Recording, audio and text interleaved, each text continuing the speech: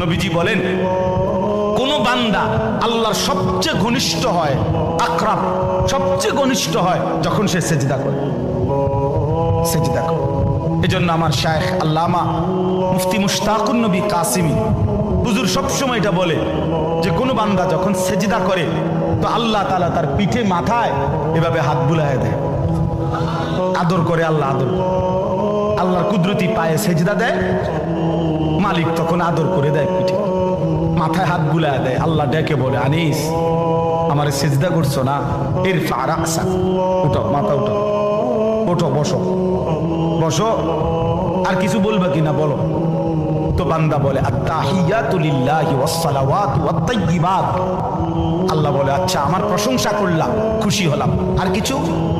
আল্লাহুম্মা সাল্লি আলা মুহাম্মাদ ওয়া আলা আলি মুহাম্মাদ।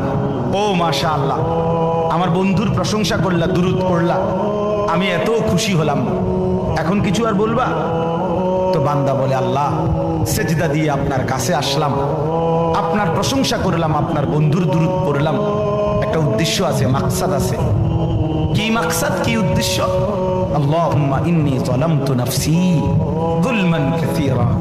আয় মাওলা, আমি বড় নাফরমান মাওলা, আমার গুনাহ অনেক বেশি মাওলা, আর আমি জানি ওয়ালা ইয়াগফিরুয যুনুবা ইল্লা আনতা, আপনি ছাড়া আর মাফ করার কেউ নাই। এই জন্য আপনার এত কাছে আসলাম, আপনার স্পর্শ পেলাম, আপনার বড় আকরাব ঘনিষ্ঠ হলাম। উদ্দেশ্য হলো ফাগফিরলি মাগফিরাতাম মিন ইনদিক, আপনার পক্ষ থেকে আমারে ক্ষমা করে দেন, ওয়ারহামনি, আমার একটু দয়া করে দেন, ইন্নাকা আনতাল গফুরুর রহিম, আপনি মাফ করবেন না কা, আপনি তো ক্ষমাশীল, আপনি দয়া করবেন না কেন, আপনি তো রহিম, দয়াবান। আল্লাহ বলে কস কি রে বান্দা, এত আদর করে বললে মাফ না করি কেন? কি কইছেন এখন? আল্লাহু আকবার।